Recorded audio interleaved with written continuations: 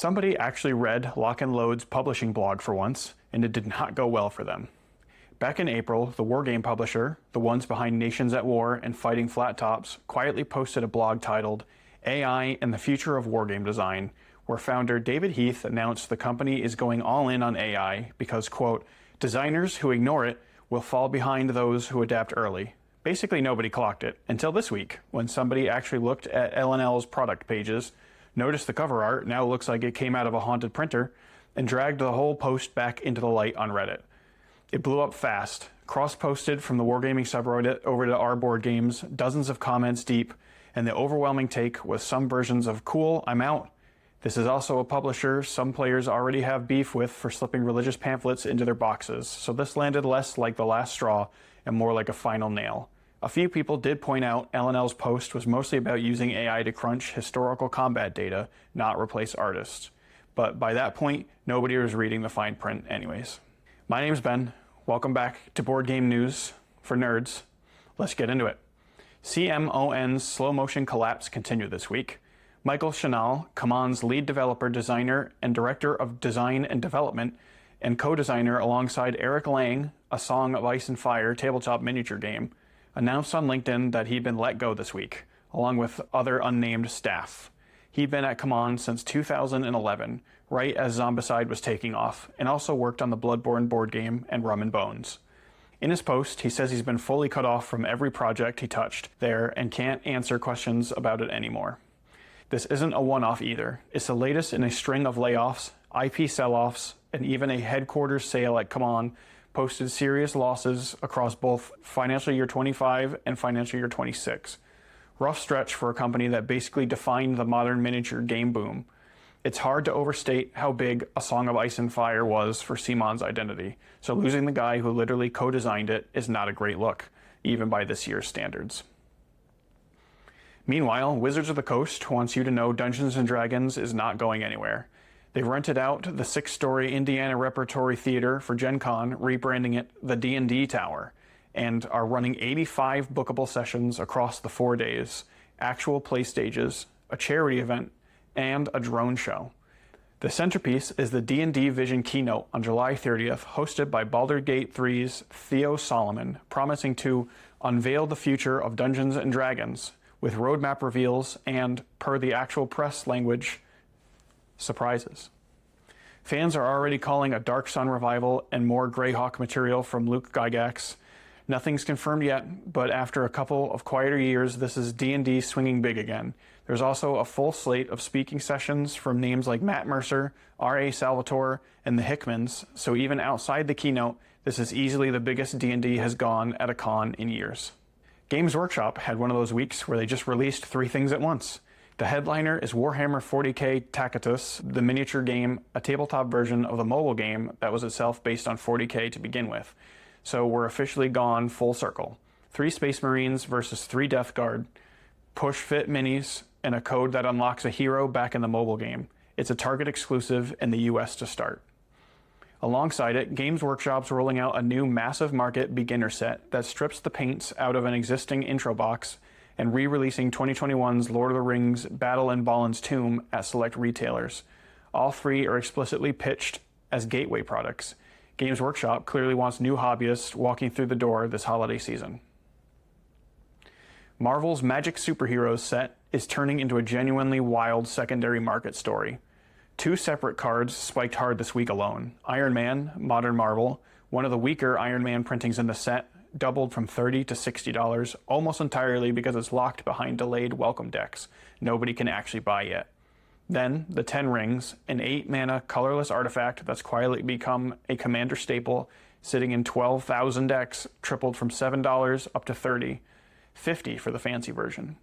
Neither of these are flashy chase cards, they're just good enough that demand outran a supply chain that hasn't caught up with how popular the set actually turned out to be. Tabletop's longest-running industry award show handed out its hardware this week. Hot Streak took Party Game of the Year, Vital Lessandra's Speakeasy won Heavy Strategy, and Matt Leacock's The Lord of the Rings Fate of the Fellowship won Cooperative Game, built on his own pandemic system, so that's a nice bit of design lineage. Games Workshop, shockingly, swept in the miniature category.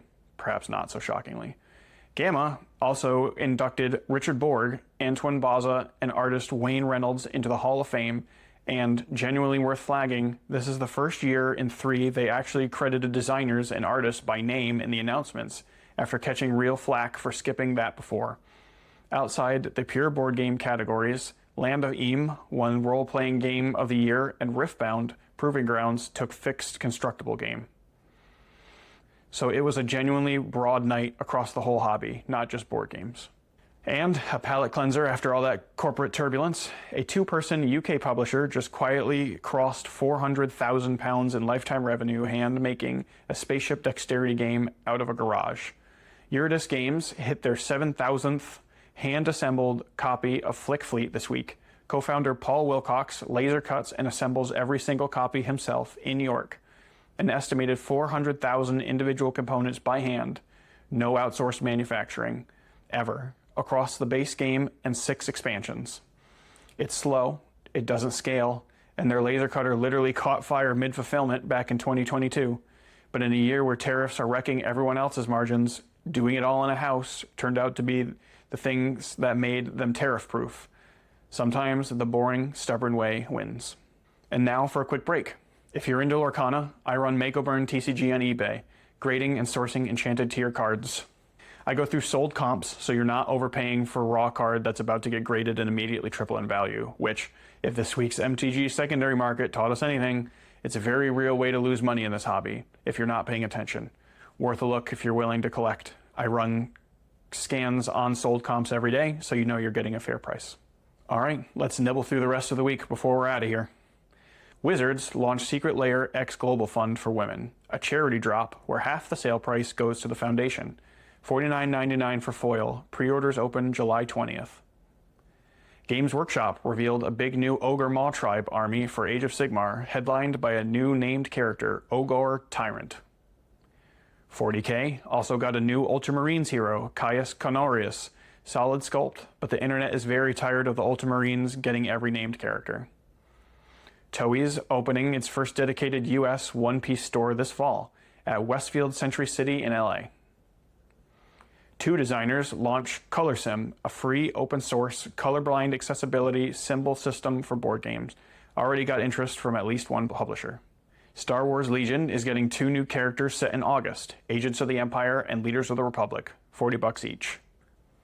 Panini finally detailed pricing for the Chaotic TCG relaunch. Booster displays at $5 a pack, 2 theme starter decks, and the original Signatures online play codes are still intact on every card. Marvel's Crisis Protocol got its first co-op spin-off board game, Night of the Goblin, $100, 23 miniatures, out in September. Corvus Belli relaunched their old Asteria Arena game as Hexadome Legends, new dice, new active status system, pre-orders open July 30th.